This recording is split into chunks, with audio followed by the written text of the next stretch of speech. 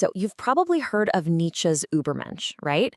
This epic journey of self-overcoming, climbing a mountain to create your own meaning. It's the ultimate hero's ascent. But what if we flip that script completely? What if, instead of climbing, the spirit just falls? In our age of constant burnout, it's a pretty compelling thought. So today, let's explore that dark reflection. This philosophical what if we're calling the descent of the tired spirit. All right, here's our roadmap. We'll start with a quick look at the hero's ascent, the standard model. Then we'll meet our, let's call him an anti-guide, the soothsayer. After that, we'll break down the 3 stages of this inverted journey, and we'll wrap it all up with a really chilling story, the parable of the gray mirror. Okay, first up, a hero's ascent. You gotta know the rules before you can break them, right? So to really get this descent, we first have to understand the original ascent, Nietzsche's classic path of the Übermensch. So here it is, side by side. On the left, you've got the standard Nietzschean playbook. The camel that carries burdens, transforms into the lion that says no, and finally becomes the child that says a big yes to life. But look at the right. That's our descent. It's the whole thing in reverse. It starts with the child's potential fizzling out, then the lion's roar becomes empty, and it all ends with a collapse back into a broken, empty camel. It's a total unraveling. All right, let's meet our guide for this downward spiral. If Nietzsche's hero has Zarathustra, a prophet of light and power, our tired spirit has the soothsayer. And he's not bringing fire. He's a prophet of pure, unadulterated exhaustion. Now, don't picture some cackling, mustache-twirling villain here. The soothsayer isn't evil. He's full of emptiness. It's like this quote says, "He's a cup overflowing with stagnant water." He's so burdened by this gray truth that he feels he has to share it, to spill it out into the world. And the symbolism is just perfect. Zarathustra comes down from the sunlit mountains, right? A figure of dawn. The soothsayer, though, he comes out of his cave at dusk. He's not talking to the sun, he's addressing the moon, this twilight giver. His message isn't about a new beginning. It's about the end of all striving, the coming of a long, quiet evening. And this whole idea has this really tragic, almost Faustian vibe to it. It's like a deal with the devil. As Mephistopheles puts it here, the goal is to take Nietzsche's famous will to power, that intense drive to grow and overcome, and just turn it into the will to nap. I mean, who hasn't felt that temptation? It's the ultimate promise of spiritual exhaustion. So let's get into the nuts and bolts of this collapse. How exactly does a spirit unravel? We're diving into the journey in reverse, the inverted metamorphoses, starting from the top and watching it all fall apart. So instead of a heroic ascent, what we get is a 3-act tragedy. First, the stillborn child, where all of that creative wonder just dies on the vine. Then the caged lion, where rebellion leads nowhere. And finally, the broken camel, where all that's left is the weight of sheer emptiness. Okay, so here's where the tragedy begins. We're at the peak with the child. This is supposed to be the creative spark, the self-propelling wheel that says a huge yes to everything. But then the soothsayer comes along and whispers, "Hey kid, the game's rigged. It's all just a repeat." And just like that, the wheel grinds to a halt. That beautiful innocence sours into cynicism. And this quote just nails that feeling.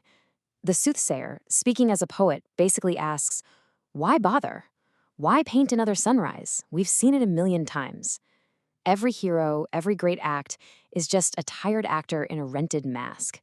The magic is just gone. So, with its creativity snuffed out, the spirit falls back to the previous stage, the lion. And it does the lion thing. It roars, it fights, it slays the dragon of thou shalt, of all the rules and traditions. Victory. But then, silence. It looks around the battlefield, and there's nothing there. The freedom it fought for is just a vast, empty, suffocating desert. That powerful holy no, that roar of defiance, just echoes into a vacuum. There's nothing to push against anymore. It's like it's not trapped by walls anymore, it's trapped by the endless, weightless space. Absolute freedom becomes its own prison, which is a terrifying thought. And that leads to the final collapse. The spirit regresses all the way back to the camel. But this is not the strong, noble camel from the beginning. That camel kneeled to take on heavy burdens to grow stronger. This one just kneels because it can't stand anymore. Its only burden is the long tiredness. And there you have it, the total inversion. The spirit has become what Nietzsche feared most, the last man. You know, the one who just wants comfort, a little pleasure, and no trouble. The core question of life changes completely. It's no longer the challenge of what is heavy, it's the surrender of what is easiest. So to tie this all together, let's look at a final story that perfectly captures this whole journey. It's called The Parable of the Gray Mirror, and it's about what happens when you climb all the way to the top and find that nothing is there. Picture this, a man, a true striver, maybe a bit like Faust. He does everything Nietzsche said to do. He climbs that mountain of self-overcoming. He conquers his weaknesses. He makes it. He stands at the summit, the absolute pinnacle. He is, for all intents and purposes, the Übermensch. And at the top, he finds a mirror. But when he looks in, he doesn't see a god. He sees a shadow, and it speaks with that same weary voice of the soothsayer. And it tells him, "You think you climbed high to see the world? Look again. The horizon is a circle. Every step you took wasn't a step up. It was just a step toward your own grave." Boom! In that instant, his entire world just collapses. He looks at his own hands, the hands that were supposed to build new worlds, create new values, and he realizes it's all just a performance. Creating a new value is just painting a new face on the same old, ancient void. And right then, that fire inside him, that will to power that drove him up the entire mountain, it just goes out.